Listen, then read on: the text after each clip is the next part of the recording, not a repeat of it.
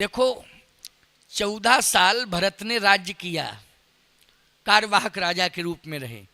14 साल बाद भरत जी ने राम जी को कल राज्य सौंप दिया।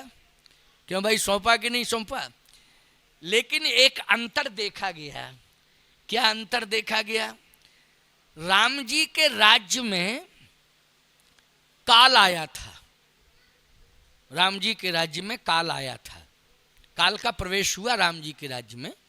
भले ही भगवान की अनुमति से हुआ, लेकिन हुआ, काल आया। लेकिन 14 साल तक भरत जी के राज्य में काल नहीं आया। आप कहोगे ये क्या प्रमाण नहीं आया? जैसे कोई मरे ना तो क्या मानोगे, बोलो? जैसे 14 साल तक कोई मरे ही ना, कोई ना मरे, तो क्या मानोगे, बोलो? काल नहीं आया। यही यही यही मानोगे कि नहीं? काल नहीं आया। भरत जी के राज्य में 14 साल तक कोई मरा नहीं। बोलो, आश्चर्य की बात है कि नहीं? और एक विशेषता, 14 साल तक कोई पैदा भी नहीं हुआ। 14 साल भरत जी के शासनकाल में ना कोई पैदा हुआ और ना कोई मृत्यु को प्राप्त हुआ। वाल्मीकि रामायण का प्रमाण है ये। इसका मतलब है कि हम एक बार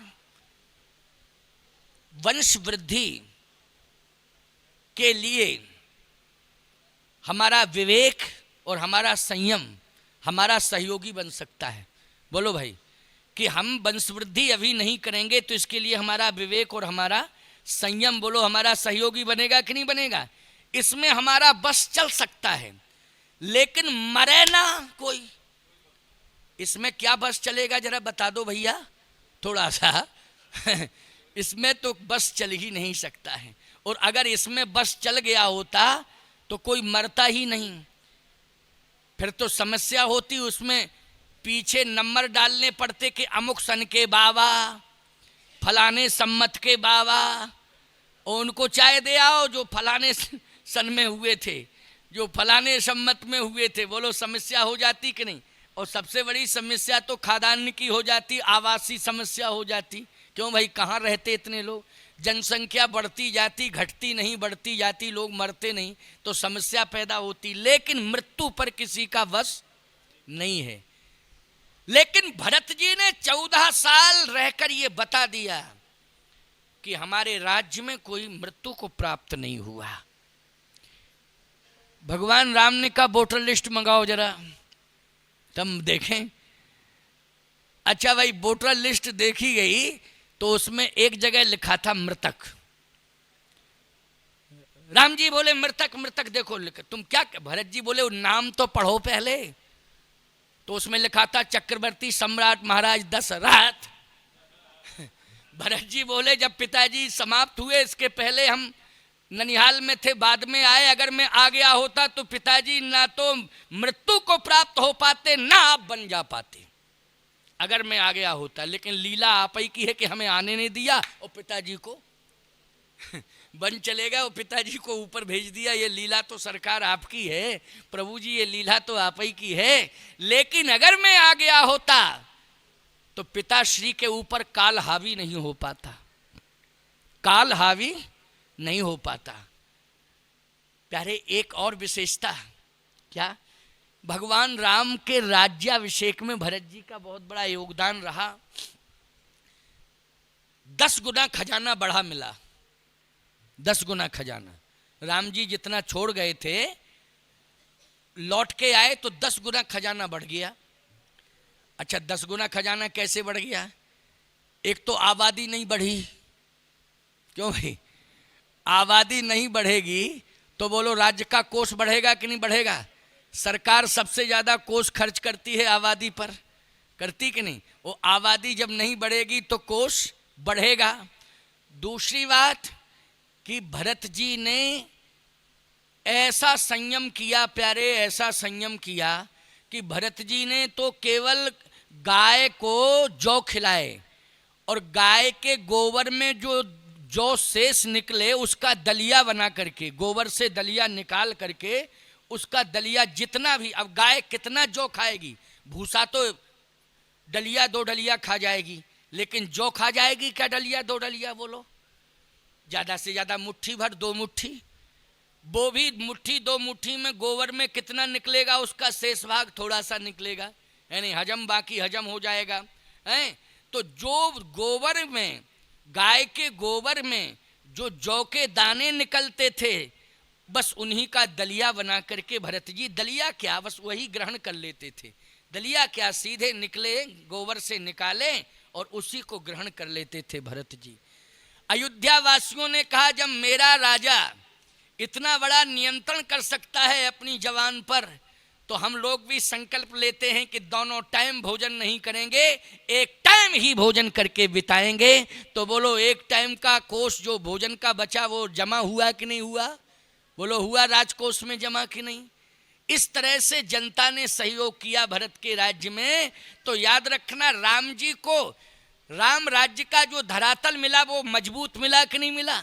एक तो वित्तीय व्यवस्था मजबूत मिली और दूसरे संयमी नागरिक मिले, संयमी प्रजा मिली। ये भरत जी ने दिया है राम जी को। एक तो संयमी प्रजा बना दी भरत जी ने अयोध्या की, और दूसरा खजाना बढ़ा दिया भरत जी ने। भगवान राम का राज्य ऐसा राज्य हुआ प्यारे कि आज तक 11.5 लाख वर्ष हो गए, लेकिन आज तक लोग मांग करते हैं तो केवल राम राज्य की मांग करते हैं। बोलो, दशरथ राज्य की मांग कोई करता?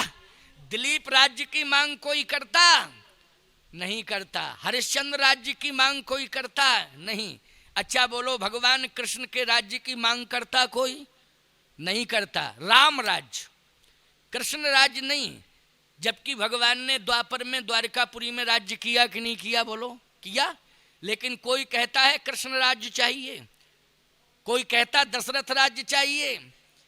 दुनिया यही कहती है कि मुझे चाहिए तो राम राज्य चाहिए। राजा बलि जैसा धार्मिक, बोलो राजा था ना, अरे इतना बड़ा धार्मिक राजा हुआ कि बलि का पहरेदार बनना पड़ा भगवान को। आज भी वो परंपरा का निर्वाह होता है। बोलो, भगवान 4 महीने के लिए पहरेदार बन के कहाँ चले जाते हैं? राजा बलि के यहाँ चले जाते हैं। देवसैनी को जाते हैं और देवोत्थानी को फिर आते हैं ना देवोत्थानी को। तो कल्पना करो, ऐसा धार्मिक राजा बलि कि जहां भगवान को पहरेदार बनना पड़ा, और आज तक भगवान पहरेदार बनता चला आ रहा है। बोलो, चला आ रहा है कि नहीं? पहरेदार नौकर होता है प्यारे, होता है कि नहीं होता है? बोलो, घर के बाहर कोई जाग रहा है तो कौन जाग रहा है? मालिक सोता है और नौकर जागता है। आज भगवान पहरेदार बनकर के पहरेदारी कर रहे हैं राजा बलि की। लेकिन कोई माई का लाल मुझे ये बता दे कि मांग कभी उठी हो कि मुझे राजा बलि जैसा राज्य चाहिए। बोलो, मांग हुई क्या? जब जब भी मांग उठी है भारत देश में, तब एक ही मांग उठी है कि मुझे राम राज्य चाहिए। राम राज्य इसलिए चाहिए क्योंकि राम राज्य की विशेषता है दैहिक दैविक भौतिक तापा, और राम राज्य का हुए नहीं व्यापा। नहीं दरिद्र को दुखी न दीना, और नहीं को अबुध न लक्षण हीना। अल्प मृत्यु नहीं कवन्यु पीड़ा, सब सुंदर सब बिरुज शरीरा। बोलो भाई, ये विशेषता किस राज्य की है?